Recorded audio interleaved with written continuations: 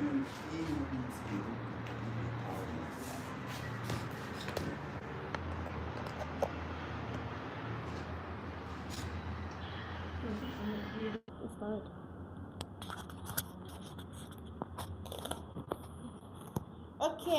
so good morning, everyone. Welcome to day 4 of our readathon. So I stopped this book because this was the book I was streaming yesterday. So I stopped it to read other books. So let's continue from where I stopped reading to you all. I think we stopped at getting wealthy versus staying wealthy, chapter 5. Good investing is not necessarily about making good decisions. It's about consistently not screwing up. So let's get right into it. There, so let's get right into it. There are a million ways to get wealthy and plenty of books on how to do so. But there is only one way to stay wealthy. Some combination of frugality and paranoia. And that's a topic we don't discuss enough. Let's begin with a story about two investors. Neither of whom knew the other, but whose paths crossed in an interesting way almost a century ago. Jesse Livermore was the greatest stock market trader of his day. Born in 1877, he became a professional trader before most people knew you could do such a thing. By age 30, he was worth the inflation-adjusted equivalent of $100 million. By 1929, Jesse Livermore was already one of the most well-known investors in the world. The stock market crash that year that ushered in the Great Depression cemented his legacy in history.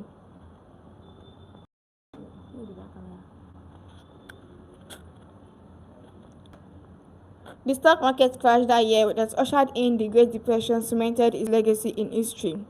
More than a third of the stock market value was wiped out in an October 1929 week, whose days were later named Black Monday, Black Tuesday, and Black Thursday.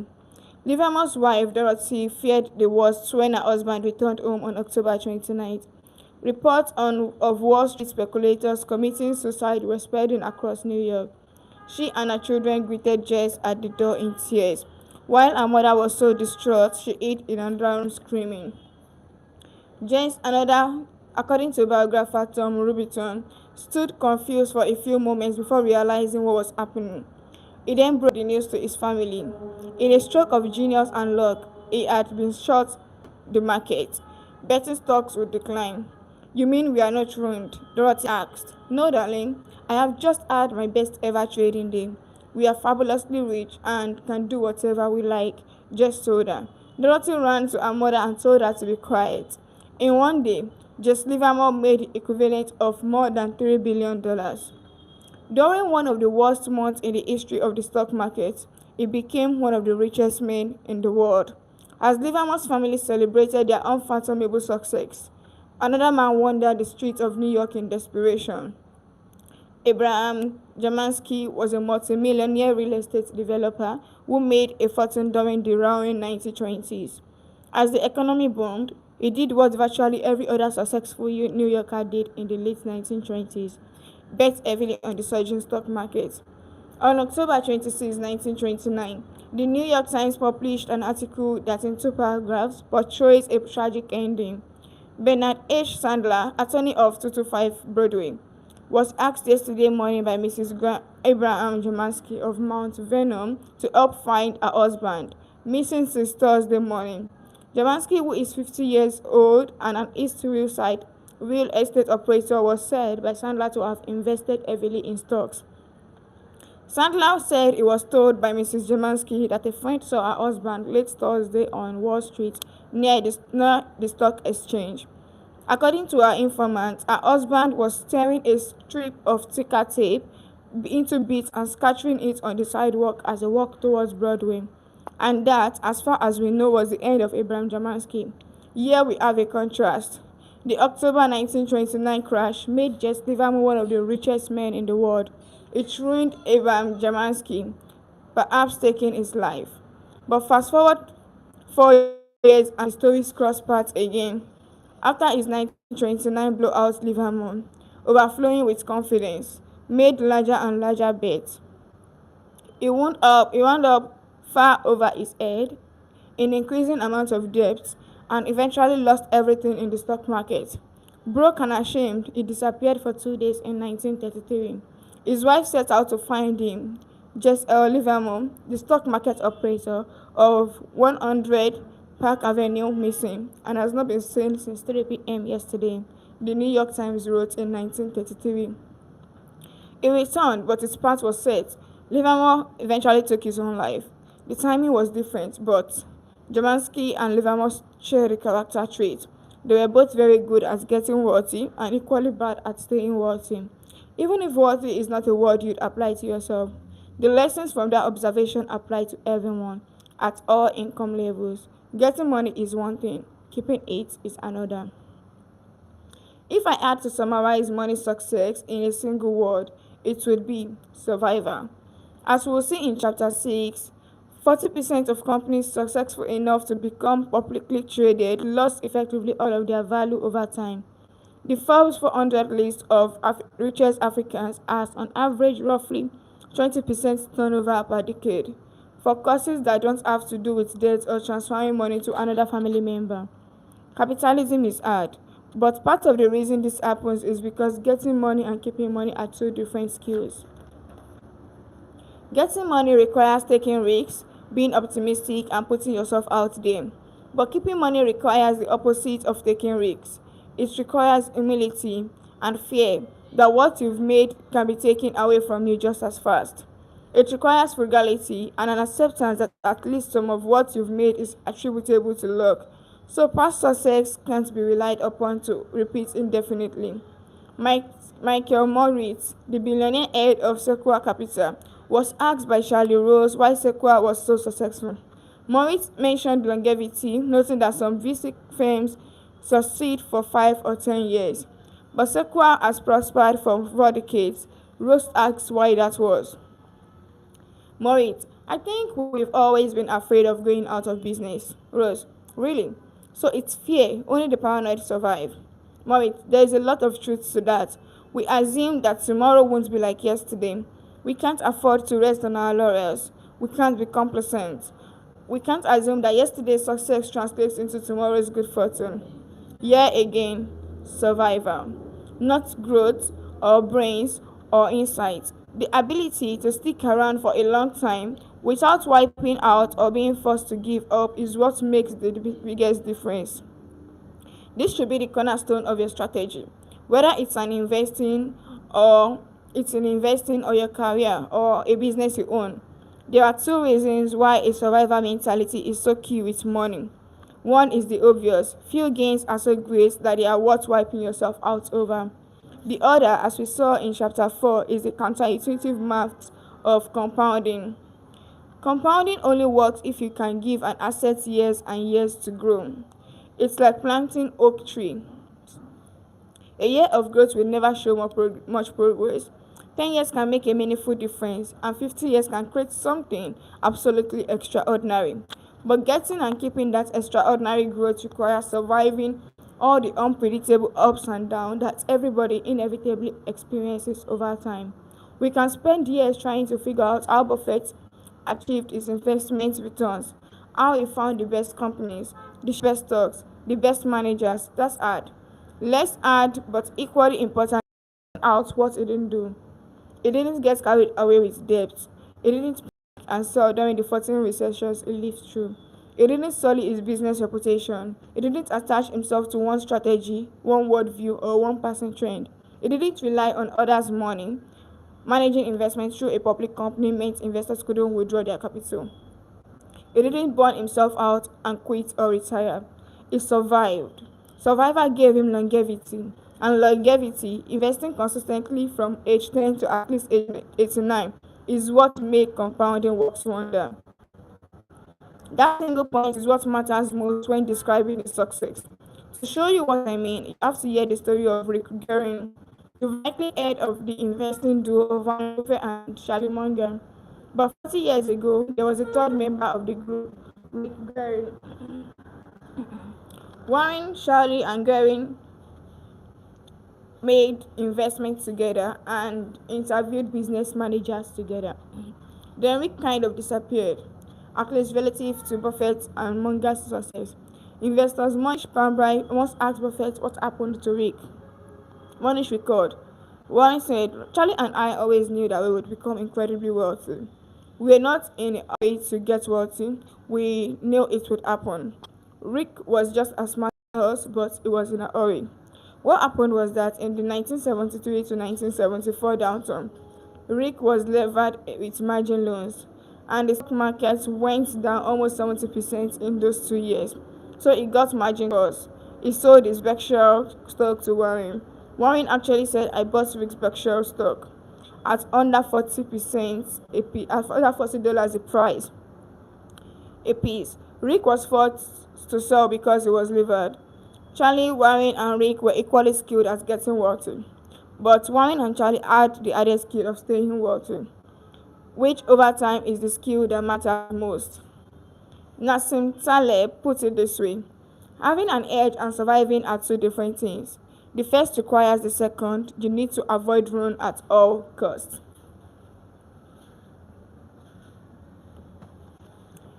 A minute.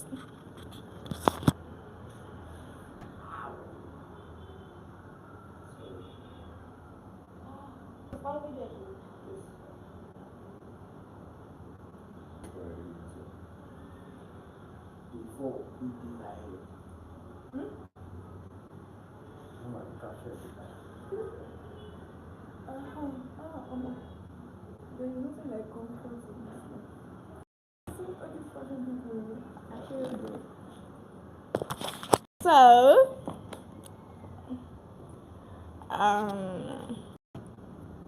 applying the survivor mindset to the real world comes down to appreciating three things. One, more than I want big returns, I want to be financially unbreakable. And if I'm unbreakable, I actually think I will get the biggest returns because I will be able to stick around long enough for compounding to work wonders. No one wants to hold cash during a bull market. They want to own assets that go up a lot. You look and feel conservative holding cash during a bull market because you become quickly aware of how much return you are giving up by not owning the good stuff. Say cash earns 1% and stock returns 10% a year. That 9% gap will gnaw at you every day. But if that cash prevents you from having to sell your stocks during a bear market, the actual return you earned on that cash is not 1% a year. It could be many multiples of that, because preventing one desperate, ill-timed stock sale can do more of your lifetime returns than picking dozens of big-time winners. Compounding doesn't rely on any big returns, merely good returns sustained uninterrupted for the longest period of time, especially in times of chaos and havoc, will always win. 2. Planning is important, but the most important part of every plan is to plan on the plan not going according to the plan. I know that already on my head. I know that offhand. Yeah. So what's the saying? You plan, God laughs. Financial and investment planning are critical because they let you know whether your current actions are within the realm of reasonable. But few plans of any kind survive their first encounter with the real world. If you are projecting your income, saving rates, and market returns over the next 20 years, think about all the big stuff that's happened in the last 20 years that no one could have foreseen. September 11th, a housing boom and bust that caused nearly 10 million Americans to lose their homes. A financial crisis that caused almost 9 million to lose their jobs. A record-breaking stock market rally that ensued. And a coronavirus that shakes the world as I write this. A plan is only useful if it can survive reality, and a future filled with unknowns is everyone's reality. A good plan doesn't pretend this weren't true, it embraces it and emphasizes for error. The more you need specific elements of a plan to be true, the more fragile your financial life becomes. If there is room for error in your savings rates, that you can say, it would be great if the market returns 88% a year over the next 30 years. But if it only does 4% a year, I will still be okay. The more valuable your plan becomes. Many bets failed not because they were wrong, but because they were mostly right in a situation that required things to be exactly right. Room for error, often called margin of safety, is one of the most underappreciated forces in finance. It comes in many forms: a frugal budget, flexible thinking, and a loose timeline. Anything that lets you live happily with a range of outcomes. It is different from being conservative. Conservative is avoiding a certain level of risk. Margin of safety is raising the odds of success at a given level of risk by increasing your chances of survival.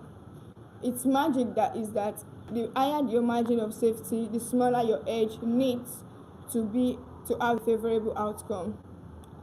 A barbelled personality, optimistic about the future but paranoid about what will prevent you from getting to the future, is vital.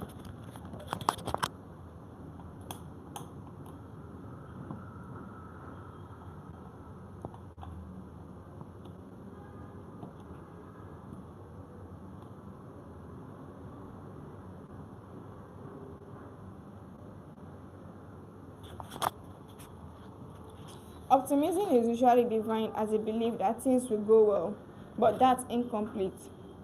Sensible optimism is a belief that the odds are in your favor and over time things will balance out to a good outcome, even if what happens is in between is filled with misery. And in fact, you know it will be filled with misery. You can be optimistic that the long-term growth trajectory is up and to the right, but equally sure that the road between now and then is filled with landmines and always will be. Those two things are not mutually exclusive. The idea that something can gain over the long run while being a basket case in the short run is not intuitive, but it's how a lot of things work.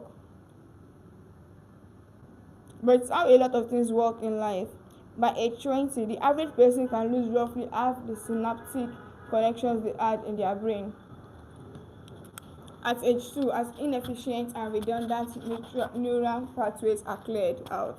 But the average 20 years old is much smarter than the average 2-year old. Destruction in the face of progress is not only possible, but an efficient way to get rid of excess. So far. Imagine if you were a parent and could see inside your child's brain. Every morning you notice fewer synaptic connections in your child's head. You would panic. You would say, "This can't be right. There is loss and destruction. We need an intervention. We need to see a doctor." But you don't. What you are witnessing is the normal part of progress. Economies, markets, and career often follow a similar path: growth amidst loss. So we're moving to okay. Our standard of living increased 20-fold in 170 years, but barely a day went by that lacked tangible reason for pessimism. A mindset that can be paranoid and optimistic at the same time is hard to maintain because seeing things as black or white takes less effort than accepting nuance. But you need short-term paranoid to keep you alive long enough to exploit long-term optimism. Just Livermore figured this out the hard way. He associated good times with the end of bad times. Getting wealthy made him feel like staying wealthy was inevitable and that it was invisible. After losing nearly everything, he reflected. I sometimes think, okay, after losing nearly everything, he reflected. I sometimes think that no price is too high for a speculator to pay to learn that which will keep him from getting the sword head. A great many smashes by brilliant men can be traced directly to the sword head. It's an expensive disease, he said, everywhere to everybody. Next, we'll look at another way growth in the face of adversity can be so hard to wrap your head around. So that's chapter 6, Tails to Win. You can be wrong half the time and still make a fortune. Remember, this is a financial book you are reading, Psychology of Money by Morgan Housel. So I have been banging away at this thing for 30 years. I think the simple math is some projects work and some don't. There is no reason to go either one. Just get on to the next. By most accounts, he did not show particular promise in his youth. But by the 1990s, Begrun was, by any measure, one of the most successful art dealers of all time. In 2000, Begrun sold part of his massive collection of Picassos, Braques, Klees, and Matisses to the German government for more than 100 million euros. It was such a bargain that the Germans effectively considered it a donation. The private market value of the collection was well over $1 billion. That one person can collect that one person can collect huge quantities of masterpieces is outstanding. Art is as subjective as it goes. How could anyone have foreseen early in life what were to become the most sought after works of the century? You could say skill, you could say luck. The investment firm Horizon Research has a third explanation, and it is very relevant to investors. The great investors bought vast quantities of art. A subset of the collections turned out to be the great investment, and they were held for a sufficiently long period of time to allow the portfolio return to converge upon the return of the best elements in the portfolio. That's all that happens. The great art dealers operated like index funds. They bought everything they could and they bought it in the portfolios, not individual pieces that they happened to like. Then they sat and waited for a few winners to emerge. That's all that happens. Perhaps 99% of the work someone like Berggruen acquired in his life turned out to be of little value. But that doesn't particularly matter if the other 1% turned out to be the work of someone like Picasso. Berggruen could be wrong most of the time and still end up stupendously rich or stupendously right. A lot of things in business and investing work this way. Long tails, the farthest end of a distribution of outcomes, have tremendous influence in finance, where a small number of events can account for the majority of outcomes. That can be hard to deal with, even if you understand the math. It is not intuitive that an investor can be wrong half the time and still make a fortune. It means we underestimate how normal it is for a lot of things to fail, which causes us to overreact when they do.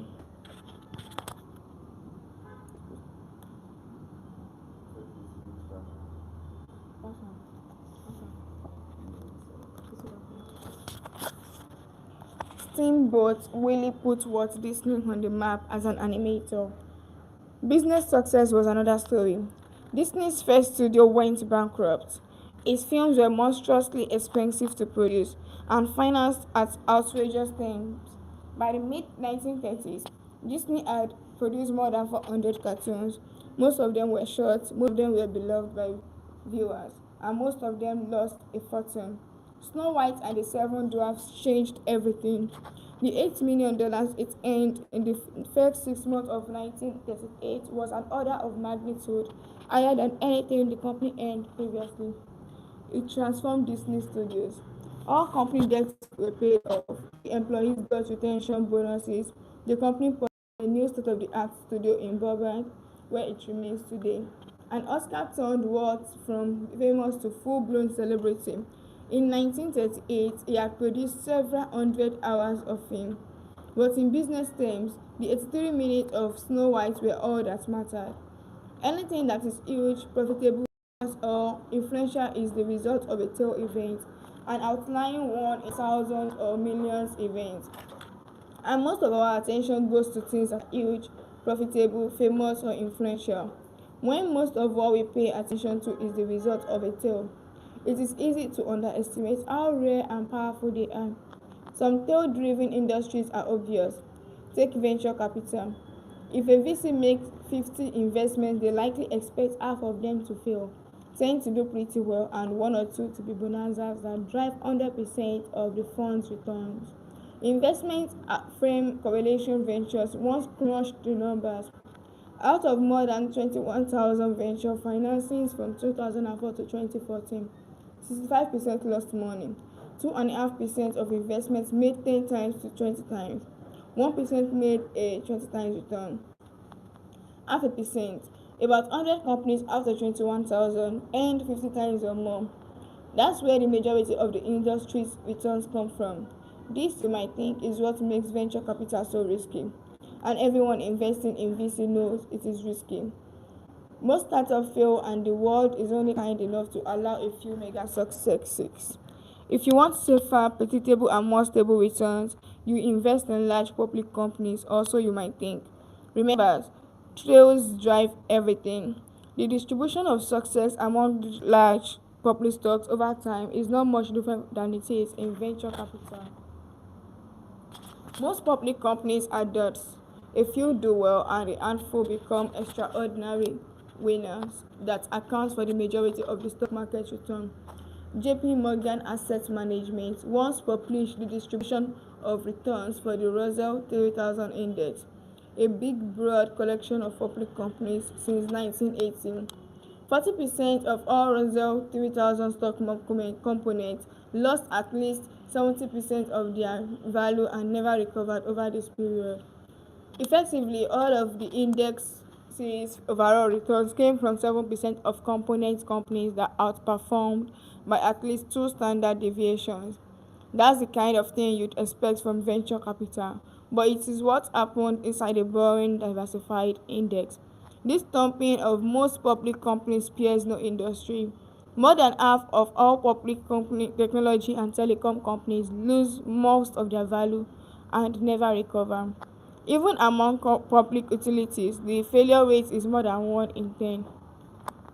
The interesting thing here is that you have to have achieved a certain level of success to become a public company and a member of the Russell 3000. These are established corporations, not fly-by-night startups. Even still, most have lifespans measured in years, not generations. Take an example, one of these companies, Karoko, a former member of the Russell 3000 Index. It produced some of the biggest films in the 1980s and 1990s, including the first three Rambo films, Terminator 2, Basic Instinct, and Total Recall. Karoko went public in 1987. It was a huge success, churning out hit after hit.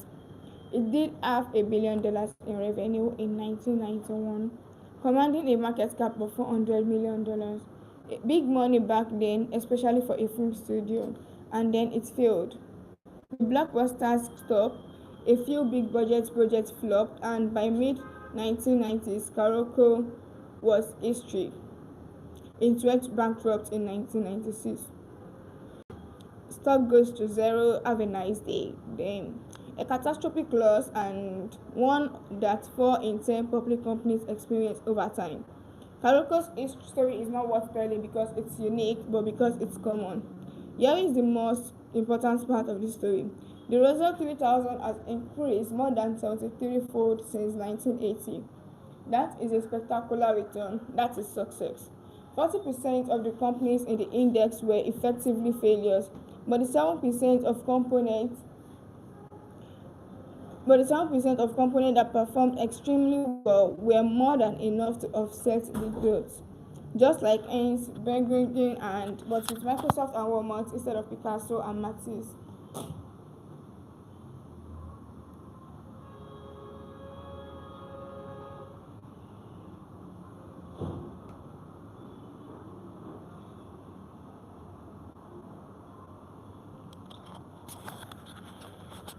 40%. Not only do a few companies account for more of the market return, but within those companies are even more tail events. In 2018, Amazon drove 6% of the S&P 500 returns, and Amazon growth is almost entirely due to Prime and Amazon Web Services, which itself are tails events in a company that has experimented with hundreds of products, from the Fire phone to travel agencies. Apple was responsible for almost 7% of the index's returns in 2018, and it is driven overwhelmingly by the iPhone, which in the world of tech products is as daily as tails get. And who is working at these companies? Google's hiring acceptance rate is 0.2%, Facebook is 0.1%, Apple's is about 2%. So the people working on this tail project that drive tails returns have tail careers. The idea that a few things account for most results is not just true for companies. In your investment portfolio, It is also as an important part of of your own behavior as an investor. Napoleon's definition of a military genius was the man who can do the average thing when all those around him are going crazy. It is the same in investing.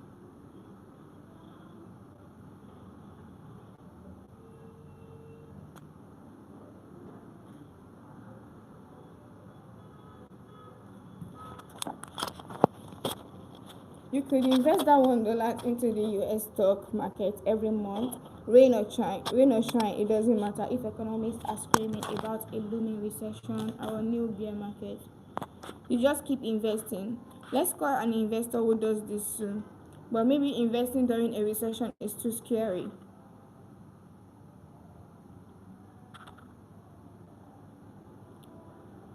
So perhaps you invest your $1 in the stock market, and when the economy is not in a recession,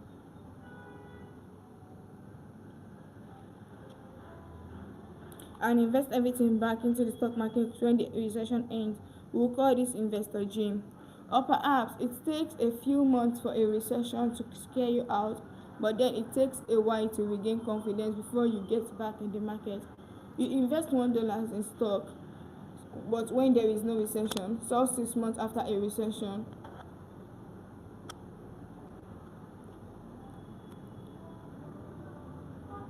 and invest back in 6 months after a recession end. We'll call you Tom. Money.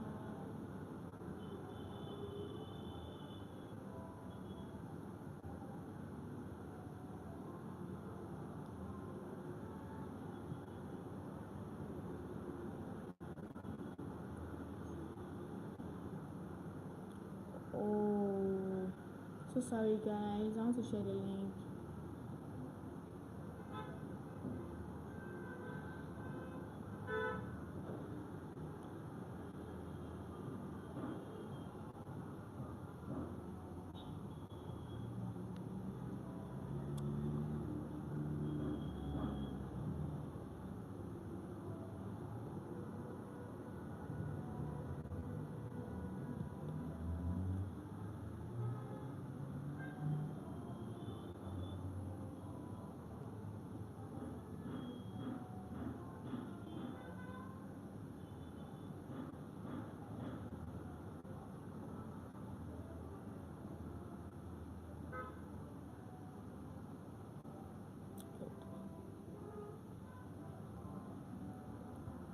Okay, now I can relax. How much money would these three investors end up with over time? Sue ends up with $435,551. Jim has $257,386. Tom $234,476. Sue wins by a mile.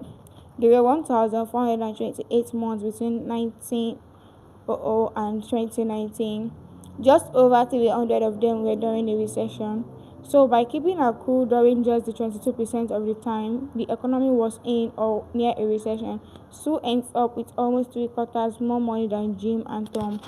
To give a more recent example, how you behaved as an investor during a few months in late 2008 and early 2009 will likely have more impact on your lifetime returns than everything you did from 2000 to 2008. There is the old pilot quip that their jobs are hours and hours of boredom, punctuated by moments of sheer terror. It's the same in investing. Your success as an investor will be determined by how you respond to punctuated moments of terror, not the years spent on cruise control. A good definition of an investing genius is the man or woman who can do the average thing when all those around them are going crazy. Sales drive everything.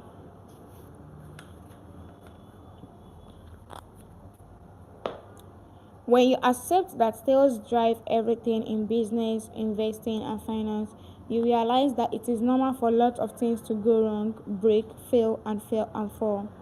If you are a good stock picker, you will be right maybe half the time. If you are a good business leader, maybe half of your products and strategy ideas will work. If you are a good investor, most years will be just okay and plenty will be bad. If you are a good worker, you will find the right company in the right field after several attempts and trial. And that's if you are good. Peter Lynch is one of the best investors of our time. If you are terrific in this business, you are right 6 times out of 10, he once said. There are fields where you must be perfect every time, flying a plane for example. Then there are fields where you want to be at least pretty good nearly all the time. A restaurant chef, let's say. Investing, business, and finance are not just like this field. Something I've learned from both investors and entrepreneurs is that no one makes good decisions all the time. The most impressive people are packed full of horrendous ideas that are often acted upon. Take Amazon. It's not intuitive to think a failed product launch at a major company would be normal and fine. Intuitively, you think the CEO should apologize to shareholders, but CEO Jeff Bezos said shortly after the disastrous launch of the company's Fire Phone, "If you think that's a big failure, we are working on much bigger failures right now." I am not kidding. Some of them are going to make the Fire Phone look like a tiny little beam. It's okay for Amazon to lose a lot of money on the Fire Phone because it will be offset by something like Amazon Web Services that earn tens of billions of dollars. Tails to the rescue. Netflix CEO Reed Hastings once announced his company was canceling several big budget productions. He responded, "Our hit ratio is way too high right now. I have always I am always pushing the content team. We have to take more risks. We have to try more crazy things because we should have a higher cancel rate overall." These are not delusions or failures of responsibility. They are a smart acknowledgement of how sales drive success. For every Amazon Prime or Orange is the new black with certainty that we have some dots. Part of why this ain't intuitive is because in most fields we only see the finished part, not the losses incurred that led to the tail success product. The Chris Rock one see on TV is hilarious. Flawless. The Chris Rock that performs in dozens of small clubs each year is just okay. That is by design. No comedic genius is smart enough to preemptively know what jokes will land well. Every big comedian tests their material in small clubs before using it in big venues. Rock was once asked if he missed small clubs, he responded, "When I start a tour, it's not like I start out in arenas. Before this last tour, I performed in this place in New Brunswick called the Stress Factory. I did about 40 or 50 shows getting ready for the tour. One newspaper profiled these small club sessions. It described Rock tumbling through pages of notes and fumbling with material. I'm going to have to cut some of these jokes," it says mid kid. The good jokes I see on Netflix are the tales that stuck out of a universe of hundreds of attempts. A similar thing happens in investing. It's easy to find Warren Buffett's net worth or its average annual returns, or even his best, most notable investments. They are right there in the open and they are what people talk about. It's much harder to piece together every investment he has made over his career. No one talks about the toothpicks, the ugly businesses, the poor acquisitions, but they are a big part of Buffett's story. They are the other side of tail-driven returns. At the Berkshire Hathaway shareholder meeting in 2013, Warren Buffett said he has owned 400 to 500 stocks during his life and made most of his money on 10 of them. Charlie Munger followed up, "If you remove just a few of Berkshire's top investments, its long-term track record is pretty average. When we pay special attention to a role model's successes, we'll overlook that their gains came from a small percent of their actions. That makes our own failures, losses, and setbacks feel like we are doing something wrong. But it's possible we are wrong or just sort of right. Just as often as the masters are. They may have been more right when they are right, but they could have been wrong just as often as you. It's not whether you are right or wrong that's important." George Soros once said, "But how much money you make when you are right and how much you lose when you are wrong. You can be wrong half the time and still make a fortune." There are 100 billion planets in our galaxy and only one, as far as we know, with intelligent life. The fact that you are reading this book is the result of the longest tale you can imagine. There is something to be happy about. Next, let's look at how money can make you even happier. Chapter 7, Freedom. Controlling your time is the highest dividend money pays. I actually love this. I want to snap it. So, 1 minute, please. Let me take a picture of this.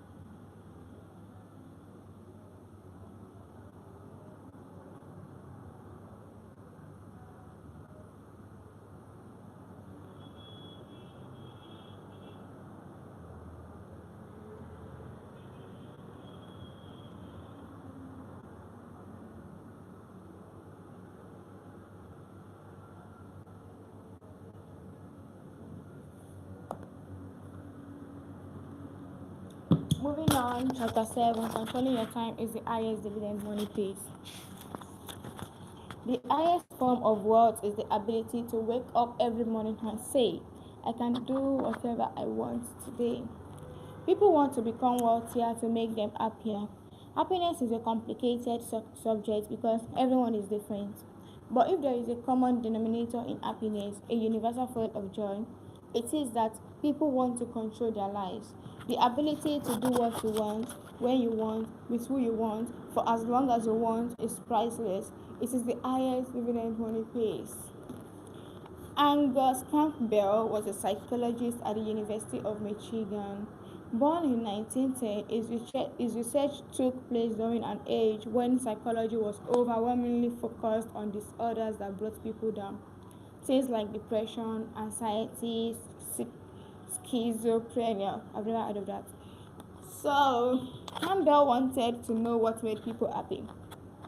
His 1981 book, The Sense of Well-Being in America, starts by pointing out that people are generally happier than many psychologists assumed, but some were clearly doing better than others, and you couldn't necessarily group them by income or geography or education because so many in each of these categories end up chronically unhappy. The most powerful common denominator of happiness was simple. Campbell summed it up.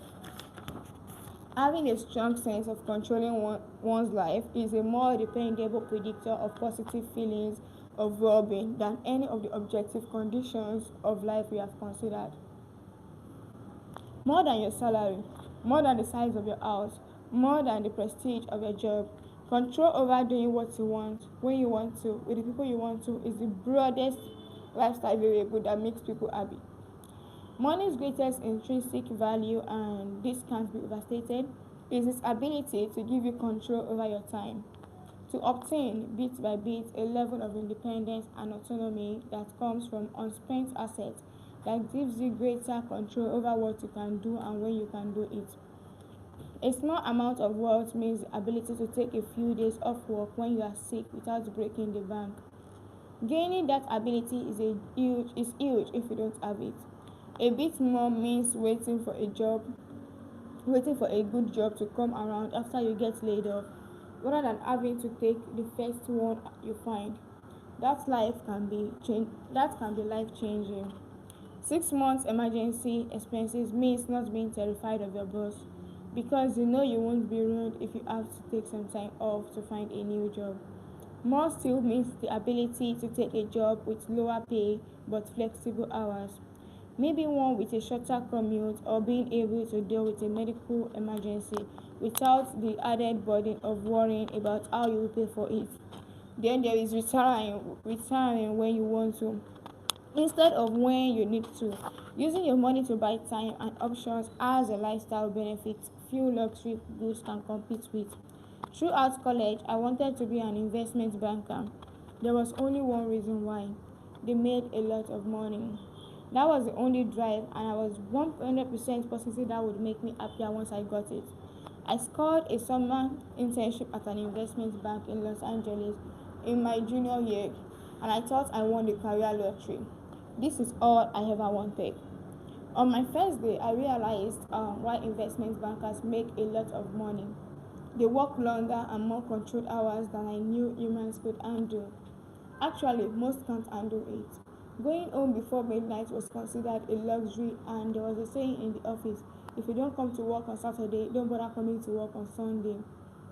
The job was intellectually stimulating, paid well, and made me feel important. But every waking second of my time became a slave to my boss's demand, which was enough to turn it into one of the most miserable experiences of my life. It was a 4 month internship. I lasted a month. Wow. The hardest thing about this was that I loved the work and I wanted to work hard. But doing something you love on a schedule you can't control can feel the same as doing something you hate. There is a name for this feeling. Psychologists call it reactance. Gina Vega, a marketing professor at the University of Pennsylvania, summed it up well. People like to feel like they are in control in the driver's seat. When we try to get them to do something, they feel disempowered. Rather than feeling like they made the choice, they feel like we made it for them. So they say no or do something else, even when they might have originally been